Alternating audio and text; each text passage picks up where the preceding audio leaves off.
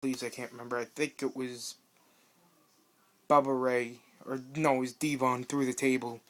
It was either after the match had finished, because they had another table set up after they put him through it with the 3D, or it was during the match, and I guess back then when it was a tables match, the guy wasn't ineligible, I guess. I just remember him rock botting him, one of them through the tables. So I don't remember if it was a long time ago. It was early 2000s. It was just after I got out of high school or in high school. So a lot has gone on in my life since then. So, but that's beside the point as well. My where am I? Oh, number 6 guy is the Undertaker. Um, just because of his longevity and how long he's been in the WWE. He's been there since Survivor Series, 91? I mean, yeah, past few years he's just, had a lot of injuries. It, the high-flying stuff that doesn't do a lot of it, but he does, you know, the jump over the top rope and onto his opponent. Just doing that so many times got to him. His hips are really bad, I guess. I guess really right now what's the driving force of him not being in WWE, which a lot of fans say thank you, just go away, whatever, I like him, but is his shoulder, and that's just about it on that. Number 5 is Bret the Hitman Hart, just because he's the greatest technical wrestler in the WWE, in professional wrestling, I say period. I grew up watching him. I mean, his feud with his brother Owen, God rest his soul, um,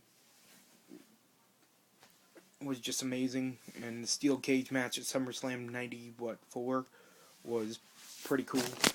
Wasn't the best match they had in their feud, but I was lucky enough to see in Boston, in the old Boston Garden.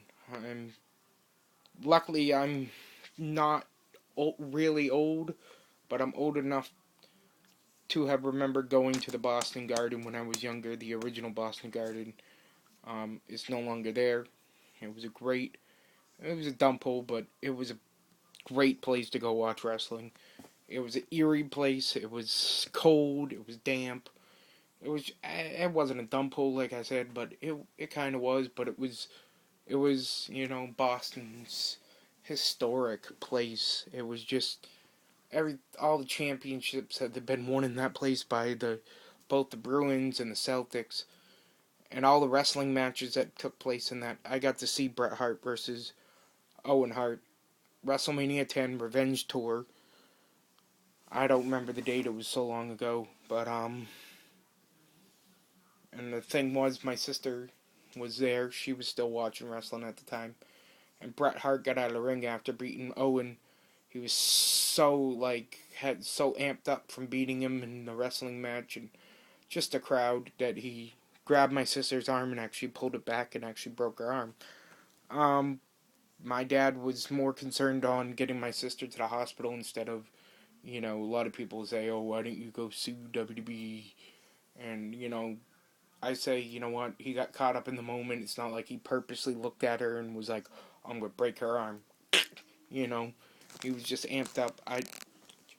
Honestly, shit happens. But, back to my list. I'm going to go with my number 4 is the Nature Boy Ric Flair. Just because he's the 16-time world champion. Um, Also, wrestling after that plane crash in the late 70s, and after that, just going on to the career that he had, with the broken back, like somebody else I won't mention, but I'll mention them all later on in my list. But, yeah, that's why I put him there. Plus, over the years, the only reason that I didn't put him top list is just because of some of the stuff he's done since he left WWE in 2008 after he retired. Uh, I I think if you're gonna retire and go in the WWE Hall of Fame, you know this is his downfall. He had to live the lifestyle that he was accustomed to for 25, 26 years, something like that, every day of his life, and finally caught up to him the money that he earned in wrestling. Plus, having 4 kids, 3 wives, alimony, all that stuff. He's, basically, he's wrestling in TNA because he has to make a living. That he's tarnishing his career, but I still love him, and I hope he just retires and stops tarnishing his career. But I'm still gonna put him on my number 4 list.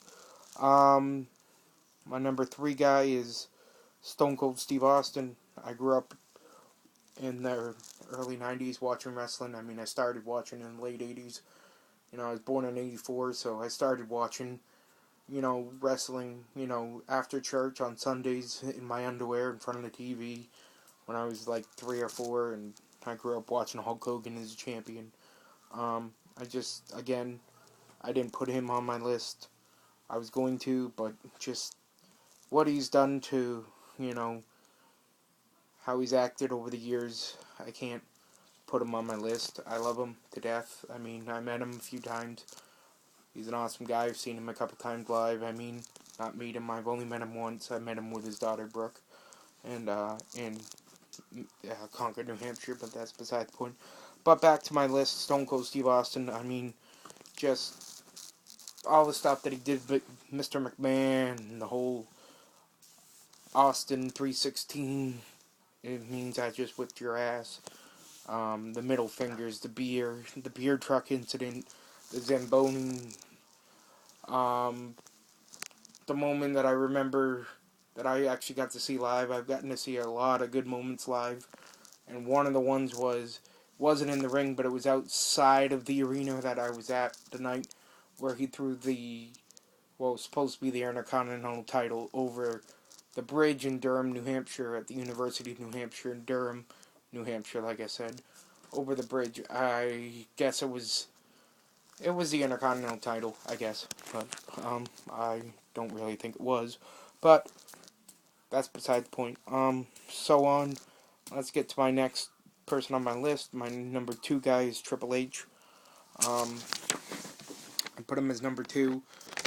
I just like this guy. A lot of people say, oh, he's only where he is because he married Stephanie McMahon. I've said in past videos, if you see them, that Triple H is a great in-ring performer. He's the greatest heel, one of the greatest heels the WWE has ever had. He goes out there every night and he performs. This guy, I don't care what you say about him, he's had 2 quadricep tears, and those are significant. And both of them, he continued to wrestle. The first one, I think he wrestled maybe 5-6 minutes after he tore it, maybe even longer. The second one, he definitely went about 10 minutes on this tear. Maybe the second one wasn't as severe as the first one, but he still did it. This guy is just awesome, and I love him. And the best part about him is he's from New Hampshire, where my home state. Lives about an hour away from where. Well, he doesn't live now, but he lives in Connecticut. But he is born and raised in Nashua, New Hampshire, which is about an hour from my house. I live in Loudon. He's from Nashua again, like I said. And my number 1 guy is HBK Shawn Michaels. This guy, like Ric Flair, had a terrible back injury. He went away for 4 years. Nobody thought he'd ever come back. He's in the WWE Hall of Fame. This past year, I just watched his induction into the Hall of Fame on the DVD that I got, the WrestleMania 27 DVD. But this guy, he went away, he came back, and he was already in the Hall of Fame either way, but he just added to that career and added a couple more titles to his longevity. And what I like about him really is, never say never, but I think he really means that he's going to go away. He's going to come back for appearances here and there, but I think we've seen Shawn Michaels' last match, and that was at WrestleMania 26 last year against The Undertaker. And forgivingly so. It should be. His last match in 98 was against Stone Cold at WrestleMania 14. And then he came back, and his last match before he went into the Hall of Fame was against, The Undertaker. Another future Hall of Famer. But that's my list. Comment on my video when I load it up, and I'll see you guys later. Peace.